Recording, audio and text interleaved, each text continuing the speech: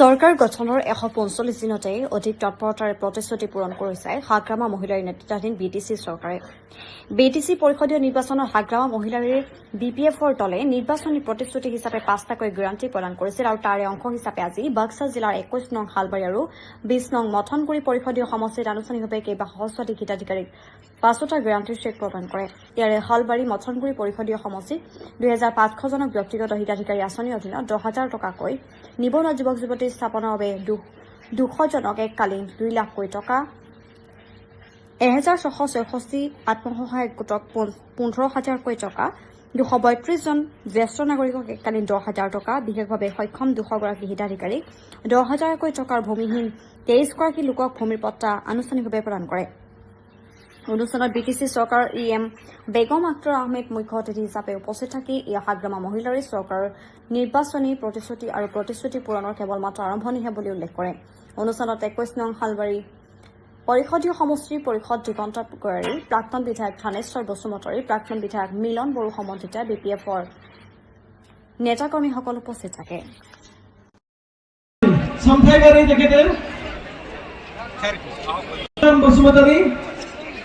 মৈখানবাড়ি খাৰিজা বিজলি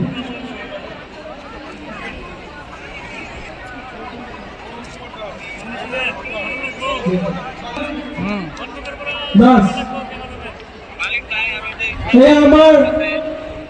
আজি আমাৰ government হওয়াৰ বিটিসিত BPF দলে আজি যি 28টা সিট ৰাইজে আমাক দিবৰ কাৰণে সক্ষম হৈছিলে। আজি আমি গভৰ্নমেন্টত বহিয়ে মাত্ৰ 5 মাহ বিটিচিৰ চিফ মাননীয় হাগ্ৰামা মহিলাৰী ছাৰে ইলেকশ্যনৰ সময়ত কথা দিছিলে যে আমি গভৰ্নমেন্টত আহিয়ে আমি দুখীয়া দৰিদ্ৰসকলক আমি এককালীন 10,000 টকাকে আমি সাহায্য দিম।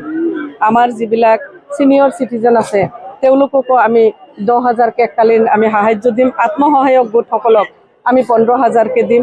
আৰু আমাৰ যিটো মাটিৰ পাট্টা, আমি মাটিৰ পাট্টাসমূহ আমি কি কৰিম, পৰ্যায়ক্ৰমে এইটো নন ষ্টপ চলি থাকিব। যেতিয়াই যাৰ মাটিৰ যেনেকুৱাকৈ সমস্যা হ'ব, যেনেকুৱাকৈ যিজন মানুহেই মাটিৰ কাৰণে তেওঁ এপ্লাই কৰিব, ঠিক তেনেকুৱাকৈ এইবিলাক আমি সমাধান কৰিম। যাৰ কাৰণে প্ৰতিটো জিলাত আমাৰ হালবাৰী সাব ডিভিজন হিচাপে আমাৰ লেণ্ড এডভাইজাৰী বোৰ্ড আছে। এনেকুৱাকৈ প্ৰতিটো সাব ডিভিজনতে লেণ্ড এডভাইজাৰী বোৰ্ডসমূহ গঠন কৰি দিয়া হৈছে আৰু আমাৰ চাৰ্কল অফিচাৰসকলৰ লগত আলোচনা কৰি যিমান প্ৰপ'জাল গৈ আছে বিটিচি গভৰ্নমেণ্টৰ তাতে তদন্ত কৰি লেণ্ড এডভাইজাৰী বোৰ্ডে এলৰ্ট দি পেলাই বিটিচি গভৰ্নমেণ্টৰ তাতে পঠিয়াই দি আছে আৰু সেইমতে আমি মাটিৰ পাট্টাসমূহ দিবৰ কাৰণে সক্ষম হৈছোঁ। কিন্তু আমাৰ ইয়াত এটা প্ৰব্লেম আছে, আপোনালোকক আজিও মই কওঁ। আমাৰ 20টা ভিলেজ, আমাৰ মথনগুৰি সমষ্টিৰ 20টা গাঁও আমাৰ বৰনগৰ চাৰ্কলত সোমাই আছে। বৰনগৰ চাৰ্কলটো আছে কমপ্লিট বৰপেটা ডিষ্ট্ৰিক্টত। আজিকালি জানে অনলাইনত সকলো বস্তু হয়। তো আমি এই ক্ষেত্ৰত যদিও অসুবিধাৰ অকণমান সন্মুখীন হৈছোঁ, তথাপিতো আমি প্ৰচেষ্টা হাতত ৰাখি পেলাই আমি যিমান পাৰোঁ আমাৰ মাটিৰ সেই যিবিলাক আমাৰ হাতত এপ্লিকেশ্যন আহিছে আমি সেইবিলাক পঠিয়াই দি আছোঁ আৰু পৰ্যায়ক্ৰমে আমাৰ এই মাটিৰ সমস্যাটো আমি সমাধানৰ ৰাস্তাত লৈ আহিব পাৰিম। এইটো হৈ যাব। হালবাৰী সমষ্টিত আমাৰ টোটেল আত্মসহায়ক গোট আছিল 853 আৰু ইয়াতে কৰা হৈছে 833 আমাৰ মথনগুৰি হিচাপে।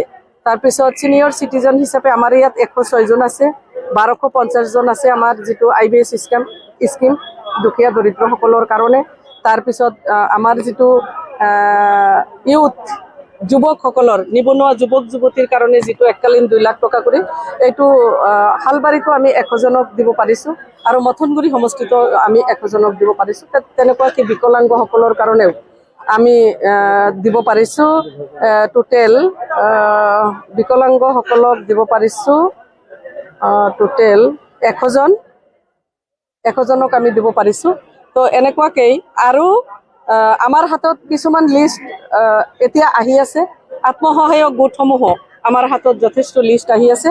চৰকাৰৰ অংশীদাৰ হিচাপে আমি আলোচনা বিলোচনা কৰিছোঁ আৰু মথনগুৰি সমষ্টি আৰু 100 আত্মসহায়ক গোটে খুব সোনকালে তেওঁলোকৰ টকা প্ৰায় 15,000 যি টকা তেওঁলোকৰ একাউণ্টত সোমাই যাব আৰু এইটো